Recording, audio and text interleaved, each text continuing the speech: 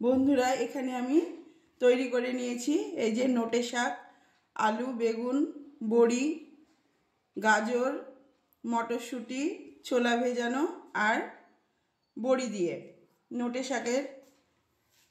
শাকটা আমি রান্না করে নিয়েছি। এবার এই নোটে শাকটা আমি কিভাবে রান্না করলাম এবার আপনারা দেখে নিন। এখানে আমি নোটে শাক নিয়ে নিয়েছি, খুব ভালো করে পরিষ্কার করে ধুয়ে নিয়েছি আর ছোট ছোট করে এইভাবে কেটেও নিয়েছি। আর এখানে রেখেছি কিছু সবজি। এখানে আলু ছোট ছোট করে এইভাবে কেটে নিয়েছি, বেগুন কেটে নিয়েছি আর এখানে গাজর এইভাবে কেটে নিয়েছি আর কতগুলি মটরশুঁটি। আপনারা আপনাদের ইচ্ছা মতো সবজি দিয়ে দিতে পারেন। আর এখানে রেখেছি বড়ি, বাড়িতে দেওয়া বড়ি এগুলো। এই দিয়ে আজকে আমি এই নোটে শাকটা রান্না করব। এখানে কড়াইতে আমি 2 টেবিল স্পুন মতো তেল দিয়ে দিয়েছি। তেলটা গরমও হয়ে গেছে। এবার ফোড়নের জন্য দিয়ে দেব একটা শুকনো লঙ্কা আর এখানে কালো জিরা।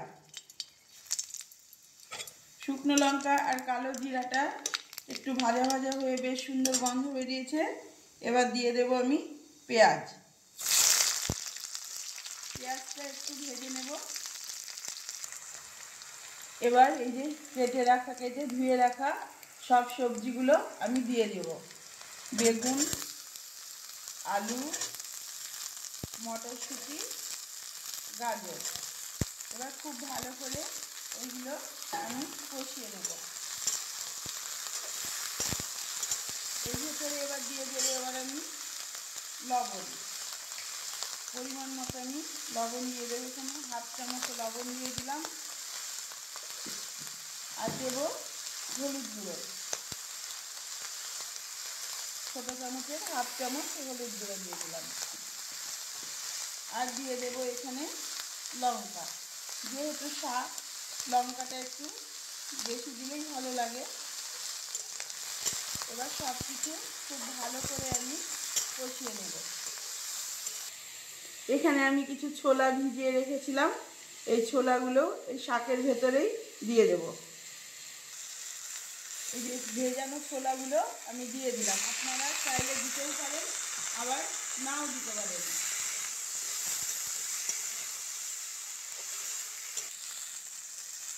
সব সবজিগুলো কিন্তু খুব ভালো করে ভেজে নিয়েছি।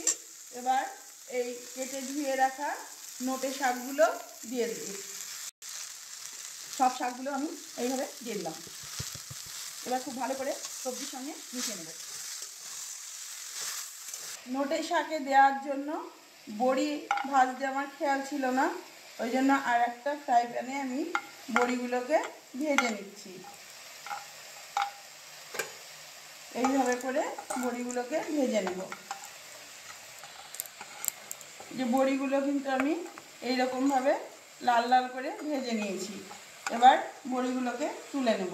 এইরকম করে ভেজে নিয়েছি, এবার তুলে নেব। সবজিগুলো সেদ্ধ হওয়ার জন্য আমি 1/2 বাটি জল দিয়ে দেবো।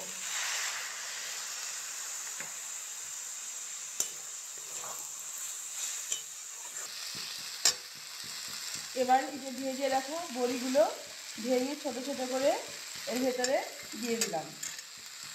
আর দিয়ে দেব সামান্য চিনি, টেস্টটা সুন্দর ব্যালেন্স হওয়ার জন্য। এবার নাড়িয়েই নামিয়ে নেব। খুব ভালো করে সব কিছু মিশিয়ে এবার আমি নামিয়ে দেবো শাকটা। এই শাকটা খেতে কিন্তু অসম্ভব সুন্দর হয়। শুধু শাক না ভেজে যদি এই রকম সবজি দিয়ে শাক ভাজা হয় তাহলে সবজিও খাওয়া হয়ে যাবে, আবার শাকটাও খাওয়া যাবে। এই রেসিপিটা কিন্তু খুবই সুন্দর, আপনারা কিন্তু বাড়িতে অবশ্যই ট্রাই করে দেখবেন। এবার শাকটা আমি নামিয়ে নিচ্ছি।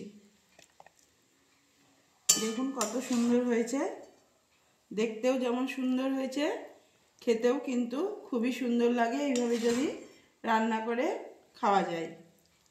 শুধু এই শাক দিয়েই এক থালা ভাত নিমেষেই খেয়ে নেওয়া যাবে।